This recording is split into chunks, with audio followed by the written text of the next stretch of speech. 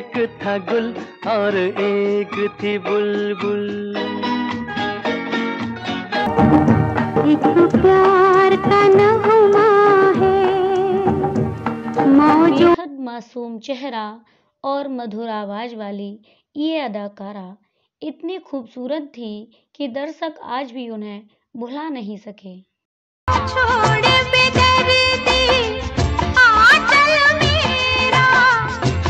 बेहद मासूम चेहरा और मधुर आवाज वाली ये अदाकारा इतनी खूबसूरत थी कि दर्शक आज भी उन्हें भुला नहीं सके।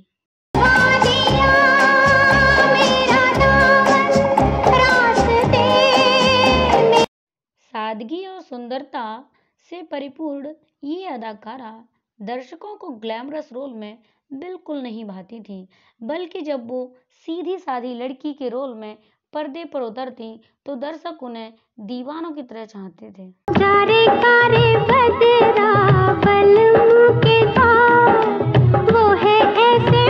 क्या आप जानते हैं कि उनका पूरा परिवार फिल्मों से जुड़ा था, फिर भी उन्हें बॉलीवुड में बेहद संघर्ष करना पड़ा। जान चमन शोला बदन पहलू में। क्या आप यकीन करेंगे कि उनके प्यार का ऐसा दुखद अंत हुआ कि ये सोचकर ही कलेजा दहल सा जाता है। कभी तेरा दामन छोड़ेंगे हम, कभी। क्या आप यकीन करेंगे कि उन्हें अपनी पहली ही फिल्म में जबरदस्ती काम करना पड़ा था। दिन आ गए हैं प्यार के मेरे साथ। क्यों इस खूबसूरत अभिनेत्री को, जो बला की खूबसूरत थी, उन्हें अपनी जिंदगी अकेले ही गुजारनी पड़ी।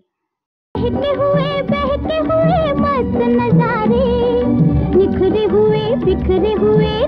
नमस्कार दोस्तों, आप देख रहे हैं सफर बॉलीवुड का। दोस्तों, आज की एक्सक्लूसिव वीडियो में हम अभिनेत्री नंदा के बारे में बात करेंगे। किस लिए मैंने प्यार किया, दिल को यूं ही बेकरार। एक्ट्रेस नंदा का जन्म सन 1939 में कोल्हापुर के मराठी परिवार में हुआ था। इनके पिता का नाम विनायक दामोदर था, जो मराठी फिल्मों में एक सफल अभिनेता और निर्देशक थे। विनायक दामोदर मास्टर विनायक के नाम से बहुत ज़्यादा प्रसिद्ध हुआ करते थे। नंदा अपने घर में 7 भाई बहनों में सबसे छोटी थी। बचपन में ही इनके पिता की मौत हो जाने के कारण उन्हें पिता का प्यार ज़्यादा दिनों तक नहीं मिल सका। नंदा ने 5 वर्ष की उम्र में ही फिल्मों में बेबी नंदा के नाम से अभिनय शुरू कर दिया था।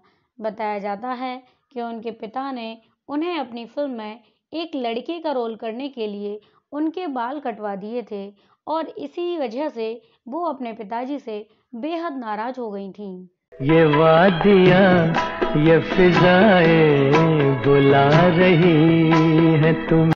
कुछ समय पश्चात अभिनेत्री नंदा के पिता की मृत्यु हो जाने के बाद धीरे धीरे उनके परिवार की स्थिति खराब होती चली गई और अपने परिवार की आर्थिक स्थिति को सुधारने के लिए नंदा ने अपना फिल्मों में काम करना जारी रखा और उसके बाद पूरे परिवार की जिम्मेदारी उनके कंधों पर आ गई।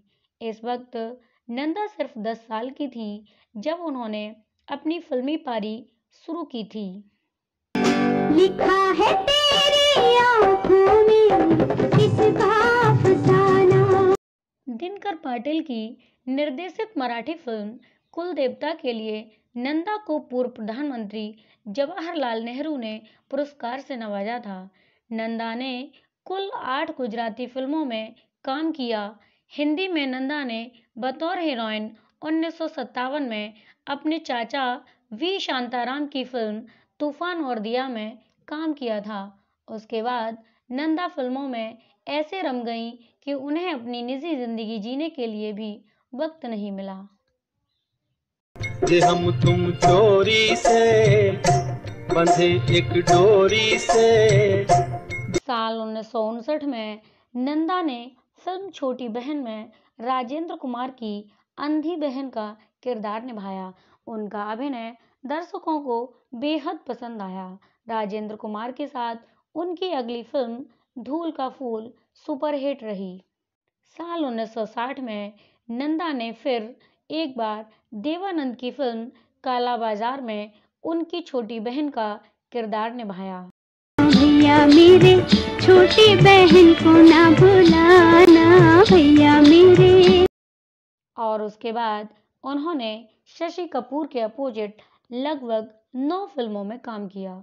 उनकी जोड़ी शशि कपूर के साथ लोगों को खूब पसंद आई। परदेसियों से ना अखियां मिलाना। साल 1961 में उनकी एक फिल्म आई चार दीवारी और 1962 में जब जब फूल खिले। दोनों फिल्में सुपर डुपर हिट रहीं और यहाँ से नंदा को एक नया मुकाम हासिल हुआ। थोड़े दबाने को कहा था कि अगले की जान ही चली जाए। हम थोड़ा ही दबाए मेम साहब। अच्छा ये मेम साहब की रट छोड़ दो। मैंने कितनी बार कहा मुझे रीचा कहा करो। कुछ नया करने की चाहत में साल 1969 में नंदा ने राजेश खन्ना के साथ फिल्म इत्तेफाक में नेगेटिव किरदार निभाया, जो दर्शकों को बिल्कुल पसंद नहीं आया और फिल्म फ्लॉप गई। साल 1972 से 73 के बाद नंदा की एक के बाद एक कई फिल्में फ्लॉप होती चली गईं और इस तरह नंदा ने खुद को फिल्म इंडस्ट्री से दूर कर लिया। बात करें इनकी निजी जिंदगी की तो कहा जाता है कि डायरेक्टर मनमोहन देसाई से वो बेइंतहा मोहब्बत करती थीं और मनमोहन देसाई जी भी उन्हें चाहते थे, लेकिन बेहद शर्मीली नंदा ने मनमोहन को कभी अपने प्यार का इजहार करने का मौका नहीं दिया और देसाई जी ने एक साधारण स्त्री से सिर्फ इसीलिए शादी कर ली क्योंकि वो अभिनेत्री नंदा जैसी दिखाई देती थी। मनमोहन की शादी के बाद नंदा भी अपनी जिंदगी में सिमट कर रह गईं।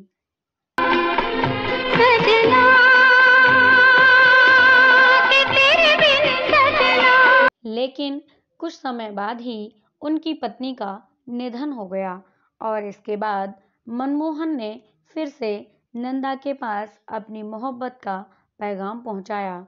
नंदा ने उसे कबूल कर लिया। साल 1962 में 53 साल की उम्र की हो गई नंदा और मनमोहन जी की सगाई हुई, लेकिन किस्मत को शायद कुछ और ही मंजूर था। सगाई के कुछ समय बाद ही मनमोहन देसाई जी की एक हादसे में मौत हो गई और दोनों कभी एक नहीं हो पाए और नंदा अविवाहित ही रह गईं। बहरहाल मनमोहन देसाई के निधन के बाद से नंदा काफी अकेली हो गईं। वो किसी से खास बातें भी नहीं किया करती थीं। उनकी खास दोस्तों में माला सिन्हा और वहीदा रहमान ही थीं, जिनके साथ वो थोड़ा वक्त गुजारा करती थीं और 75 वर्ष की उम्र में साल 2014 में नंदा जी का निधन हो गया, लेकिन सिने प्रेमियों के दिल में वो आज भी जिंदा हैं। दोस्तों, आपको ये वीडियो पसंद आया हो तो इसे लाइक, शेयर, सब्सक्राइब अवश्य करें। मिलते हैं आपसे अगली वीडियो में एक नए चेहरे के साथ। तब तक के लिए दीजिए मुझे इजाज़त। धन्यवाद।